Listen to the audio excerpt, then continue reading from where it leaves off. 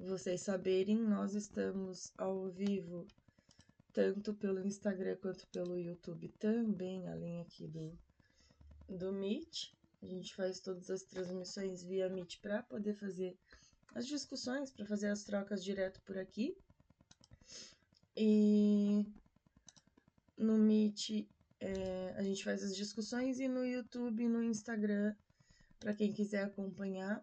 Mas a gente não acompanha comentários, por exemplo, do Instagram e do YouTube.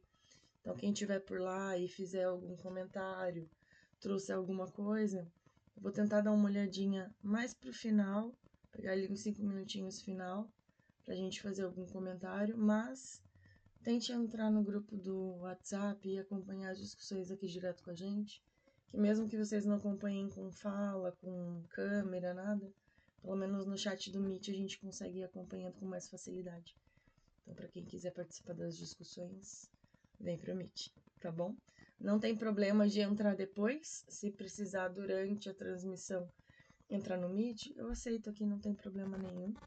É só pra gente manter por aqui, fica mais fácil da gente concentrar num lugar só as discussões, tá bom? E daí a transmissão no YouTube e Instagram para todo o Brasil. Gente, no PDF estamos na página 10, né? O PDF ele também tá lá no grupo do WhatsApp para poder acompanhar, para quem quiser. E no livro físico, nós estamos na página 16, porém a página 16, ela vai começar já com uma descrição de um exemplo que ele vai citar. Então eu vou retornar um pouquinho antes, na página 15, no finalzinho, para poder contextualizar, tá? Só pra gente não perder o fio da meada. Ele tá falando sobre a paranoia e ele vai falar sobre uma predisposição à paranoia, né? Pro neurótico obsessivo. E no fim das contas, ele vai trazer um exemplo ali para fazer essa descrição. Então, ele começa ali embaixo, na página 15, no livro físico. Em que consiste essa predisposição? Na tendência para aquilo que representa a marca psíquica distinta da paranoia, e isso queremos examinar com um exemplo. Uma mulher solteira, não muito nova, de cerca de 30 anos, mora junto com o irmão e a irmã. Eles fazem parte do melhor padrão de classe trabalhadora. O irmão empenhou-se em se tornar um pequeno fabricante. Nesse meio tempo, alugam um quarto a um colega de trabalho muito viajado, algo enigmático, muito habilidoso e inteligente, que mora com eles durante 1 ano e é para eles o melhor camarada e a melhor das companhias. O homem se vai para retornar depois de 6 meses. Desta vez, ele fica só por pouco tempo e desaparece definitivamente. As irmãs frequentemente lamentam sua ausência. Só podem falar bem dele, até que a mais nova conta à mais velha sobre uma ocasião em que ele fez a tentativa de colocá-la em perigo. Eu costumo fazer uma micropausinha assim entre um parágrafo e outro, justamente para dar esse espaço para vocês levantarem mão, para vocês falarem, tá? Então, se quiserem me interromper antes também não tem problema. A gente vai conforme vocês forem lembrando, porque às vezes esperar até o final de uma parte pode fazer perder também alguma coisa legal que a gente tenha pensado ali, né? Ela estava arrumando o quarto enquanto ele ainda estava na cama. Então ele a chamou para junto da cama e quando ela se aproximou, sem nada suspeitar, ele colocou seu pênis na mão dela. A cena não teve nenhum tipo de continuação e o estranho partiu em viagem logo depois. No decorrer dos anos seguintes, a irmã havia tido essa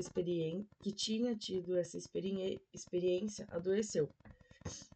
Começou a se queixar e por fim formou-se um inequívoco delírio de ser notada. Não vou pronunciar as palavras em alemão porque eu não falo alemão e não vou correr o risco de falar tudo errado de novo. Formou-se um inequívoco delírio de ser notada e de perseguição com o seguinte conteúdo.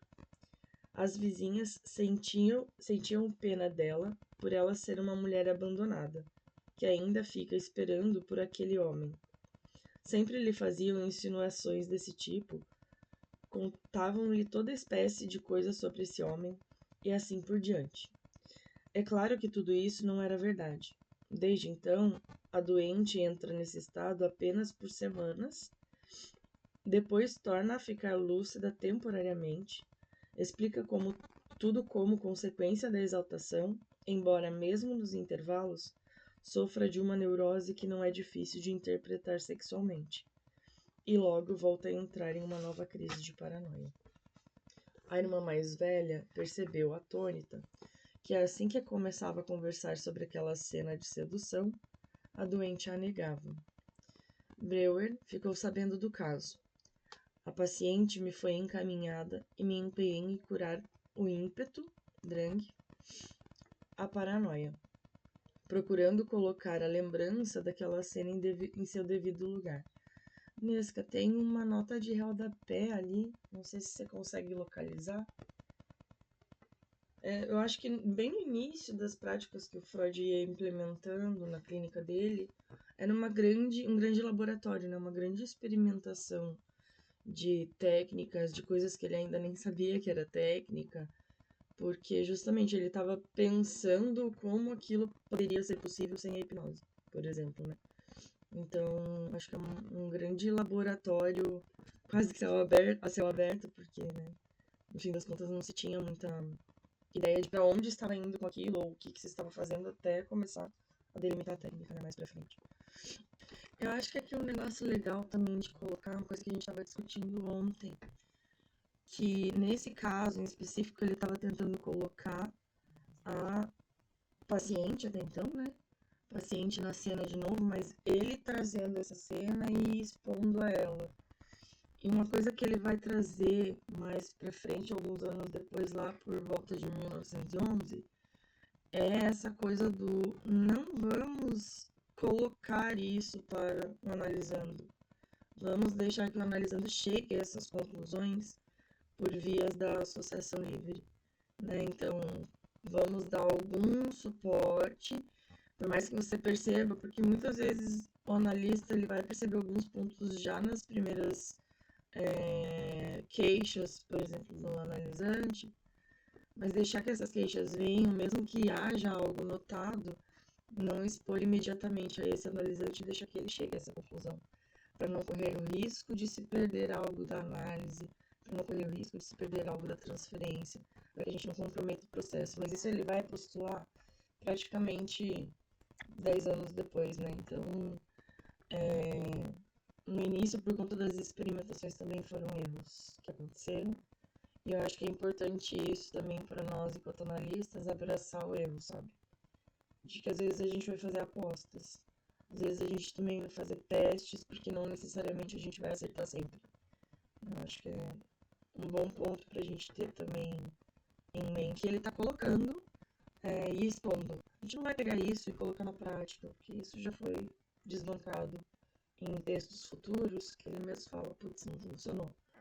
Então, esse cuidado também, tipo, da hermenêutica que a gente sempre fala, de entender em que época que está sendo tratado esse texto, para a gente não correr também o risco de repetir o erro. Porque ele já falou de vários erros que ele cometeu, e a gente não precisa caminhar pelos caminhos árduos que ele também caminhou, a gente pode cortar o caminho, né? O que que eu associei quando li esse pedaço do julgamento vindo de dentro, ela teria de aceitar, e o que vinha de fora ela podia recusar, é como se a instância superior tivesse sido jogada para fora, para que ela pudesse lidar com isso de uma maneira mais, não sei se prática é a palavra, mas de uma maneira menos, né? menos dolorida, menos sofrida, né? Sei lá, de uma forma que que é justamente isso, né? De não precisar aceitar que ela está pensando aquilo sobre si. De entender que são outras pessoas ou outros objetos que fazem aquilo e trazer aquilo como uma realidade, né? Meio que não assumir uma certa responsabilidade sobre o ato, né? E no que a gente fala, assim, de assumir responsabilidade, não é pelo ato que estava sendo descrito ali, né? Porque aí a gente vai para uma via que, né, Eu sei o não que tá é... pensando sobre, né? Tipo, não, eu seria responsabilidade pelo próprio sentimento, assim, poxa, eu tô me sentindo mal com isso, entendeu? De criar essa responsabilização de tá tudo bem eu me sentir mal com um negócio que foi traumático, entendeu? Que é, acho que a gente tava conversando, eu e Bruno, esses dias sobre ressignificação. A gente não tem que ressignificar coisas traumáticas muitas vezes. Acho que isso é um grande retraumatizar. falácia. Não, é um retraumatizar, né? Porque você vai falar assim, poxa, você foi estuprado. Você precisa ressignificar isso pra viver. Cara, você vai pegar um ato de violência contra você e vai falar, não, isso não é tão violento assim. Não tem como. Não tem como. Você tem que dar a importância e relevância do que é, mas fazer um contorno, uma torção do que está acontecendo para poder viver com isso, porque não tem como mudar, né, o que aconteceu. É muito mais sobre como eu sobrevivo a partir daqui, né? Como eu vivo com isso, sabendo que isso não tem como mudar, né? Como eu consigo dar sustentação para eu não continuar me martirizando ou me culpando de algo que eu não tenho culpa. Como que eu consigo deslocar alguns afetos para outros afetos, né? Como que eu consigo fazer essas torções. Eu acho que tem muito do ressignificar que também fica uma linha de uma positividade tóxica, eu acho. Eu tava pensando também nessa questão colocada da hermenêutica, no texto no seu contexto e tudo mais, e pensar sobre como, na época, realmente ela poderia ter, assim, ela poderia estar se pensando como culpada. Isso nem, o Freud nem coloca isso em questão. Ali ela era culpa dela que ela estava limpando as coisas enquanto o cara estava deitado, coisa mais inapropriada do mundo. Né? Então, assim, acho que a gente lendo agora, isso tudo parece muito óbvio, né? Não só para a paciente que estava ali, quanto para o próprio Freud conduzindo o caso, que ele também não tinha ideia. Ele estava ali descrevendo algo que ele não conhecia ainda. E é o que a gente estava falando de início, são apostas que são feitas, né, nesses inícios de tratamento, não só dele, mas acho que muitos analistas, a maioria, se não todos, vão fazer apostas com seus analisantes, né? Então, acho que é importante de considerar esse contexto não pelo repetir o que foi feito na época ou fazer ipsis letras, como a letra está dizendo nessa época, mas para entender o que esse texto está querendo nos dizer, né? O que eu vou comentar é sobre a questão da paranoia. Seu comentário me interessou, mas assim, não sei se a minha fala vai ser no sentido de contribuir, no sentido de, enfim, positivo ou mais de colocar dúvida mesmo. Porque eu acho que tem, mesmo no desenvolvimento da psicanálise freudiana, você vai ter uma concepção de paranoia que sempre, até onde eu estudei, vai estar vinculado à homossexualidade. Isso é muito importante, é central para o Freud, tanto que algum desses textos ele vai falar, ora, mas nessa situação não tem uma questão homossexual, então será que não seria paranoia? A gente vai passar nesse livro mesmo. E aí, então, ficou bastante demarcado isso. E com Lacan, a coisa parece que muda. Não só quando ele tem um desenvolvimento mais estrutural da psicose a partir do seminário, mas o próprio doutorado dele, se eu não me engano, se eu não estou equivocado, é o estudo do caso de paranoia. Então ele vai ter uma certa torção aí, uma leitura muito própria, que aí talvez tenha uma certa distinção desse processo. Porque projetar para fora Eu fico me pensando se a dimensão delirante do obsessivo ou aquele texto do Freud, a perda da realidade na neurose, e acho que na neurose, na psicose ou na neurose obsessiva em algum outro caso, enfim, mas ele vai falar de como que isso ocorre com a neurose, né? E me marcou muito quando eu li sobre a paranoia em Freud. E o Freud ele vai destacar essa questão da... Existe tanto um processo de projeção, de eu externalizar algo que é inaceitável para mim, uma clivagem, ou seja, que eu tiro de mim, eu coloco no exterior, né? Algo que é meu, então não deixa de ser uma clivagem. Só que também ele vai dar uma ênfase muito grande, ou pelo menos isso me marcou, que foi a questão de que o paranoico ele não inventa.